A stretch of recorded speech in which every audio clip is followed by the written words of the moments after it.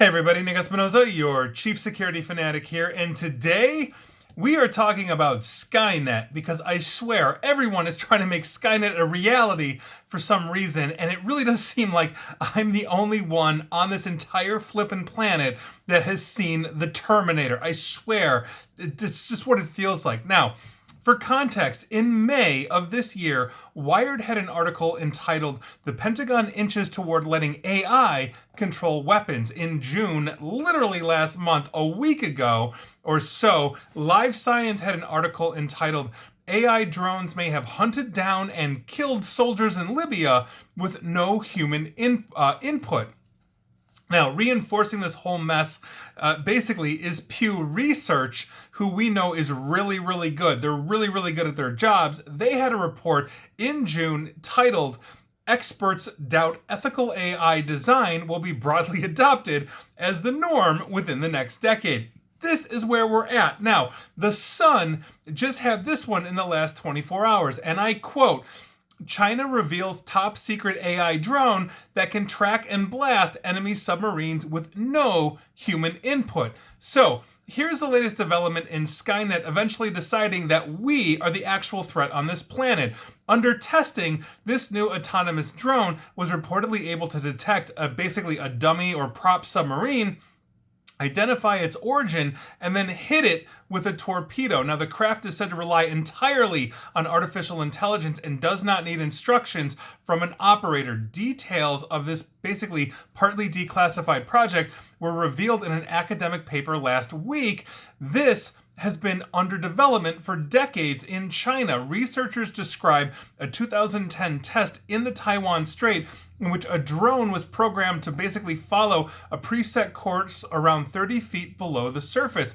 When its sonar detected another craft, the drone changed course and circled the target using onboard sensors to gather readings, which were analyzed by its computer. It then fired autonomously and hit the dummy submarine with an unarmed torpedo. Now, the professor partially behind this, Liang Gulong, basically led this team, said that with more advanced technology, the drones would actually be able to hunt in packs. If you recall, in World War II, we saw the wolf packs. The Germans used submarines basically in tandem with each other to basically hit and destroy Allied shipping lines. Now, we can do it autonomously, or rather, the Chinese are working on that right now. Now, it's basically time, I think, for the world to seriously sit down and hammer out ethics for artificial intelligence. Yes, we have various groups, but there needs to be no exceptions to an enforceable treaty on this subject that excludes no governments whatsoever.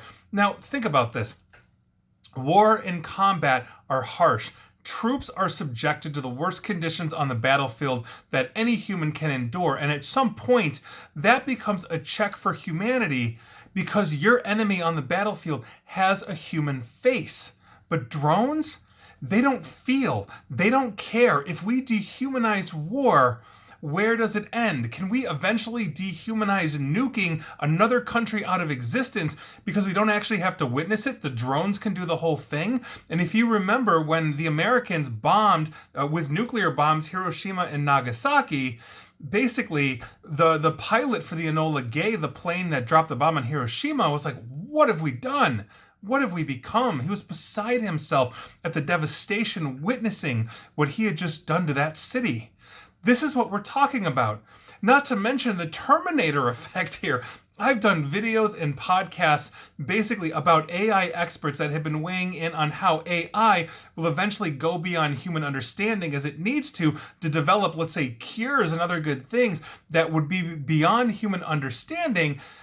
But why don't we eventually think they're going to see us as just those small little ants on the anthill they can squash and move on? This warrants serious discussion. This is a huge problem, I think, that is looming. And I think in AI in many ways is awesome and we should be embracing it. But at the same token, when we are developing weapons of war, weapons that can kill, that basically don't have any feelings, that don't assign a face, they assign a target, That's a problem, not to mention false positives. What happened if somebody had a personal submarine, and there are wealthy people with personal, like, sport submarines? James Cameron be one of them, who made the Terminator. He actually has a patent on submarines. What if that person accidentally got in the way and the AI just thought, well, that's my target, I'm going to blow that guy out of the water? These are things that we have to really think about. You know, this is a very serious problem that we have here. And when machines have no feelings, when machines have no remorse, carnage could possibly ensue. So I'll leave you with that. I think this would be an interesting discussion. Please feel free to hit me up. Tell me I'm an idiot, but I swear to God, it feels like I'm the only one that has seen Terminator, and I really, really, really hate to turn James Cameron into a prophet. But this is where we're heading. And please like, share, follow me here on Facebook and Twitter at NickAESP. And please feel free to subscribe to me at YouTube as well. And as always, stay safe, stay online, and please stay private. Thanks, everyone.